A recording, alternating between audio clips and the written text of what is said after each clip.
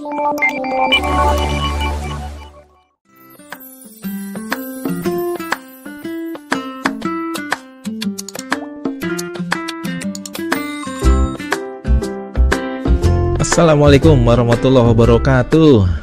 Hello kelas, bertemu lagi di channel Belajar dan Belajar. Tentunya masih di kelas farmakologi dasar.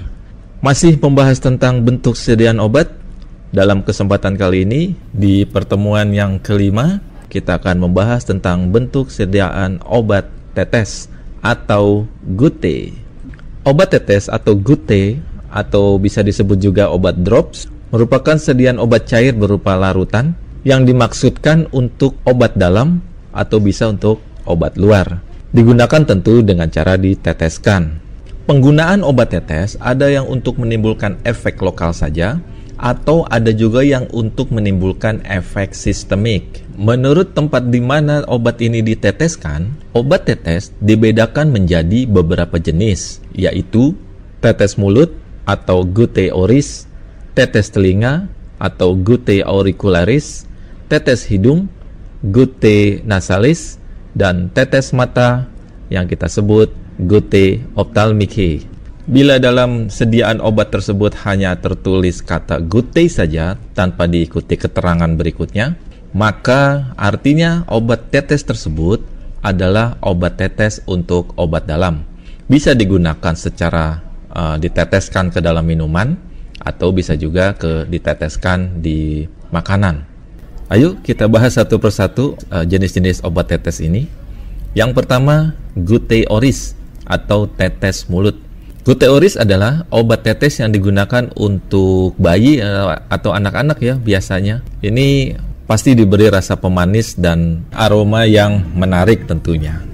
Bahan aktif obat yang dapat ditambahkan pada sediaan gute oris atau obat tetes mulut dapat berupa antibiotik, antipiretik, vitamin, bahkan vaksin. Contohnya vaksin polio.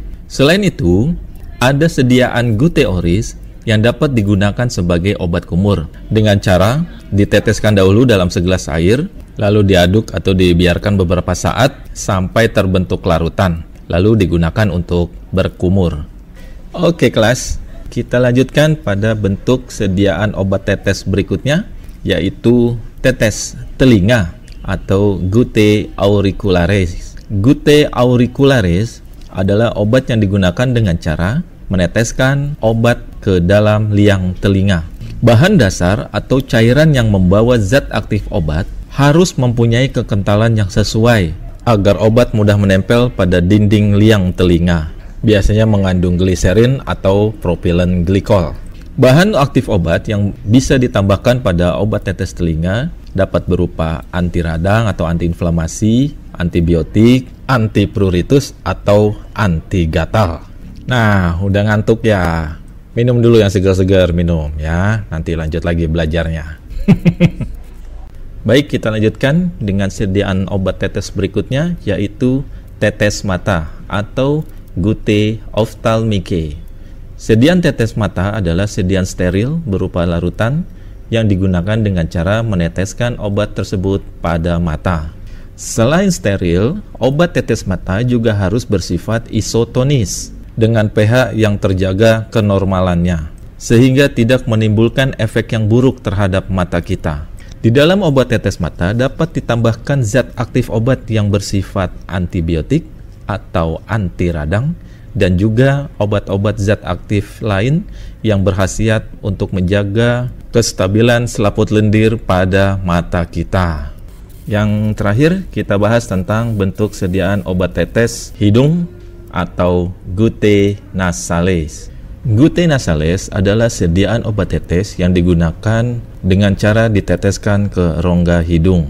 Zat aktif obat yang terlarut dalam gute nasales merupakan cairan yang homogen dengan pH yang terjaga dan bersifat isotonis, sehingga aman bagi jaringan mukosa yang terdapat di rongga hidung kita. Oke kelas, itulah bentuk-bentuk sediaan obat tetes yang kita bahas dalam pertemuan kali ini. Sampai ketemu lagi di pembahasan berikutnya, masih di channel Belajar dan Belajar. Apabila ada pertanyaan, Silakan kalian isi di kolom komentar. Jangan lupa terus buka lagi buku yang dari sekolah, baca-baca lagi berulang-ulang kali, dan sampai kamu mahir. Terima kasih. Assalamualaikum.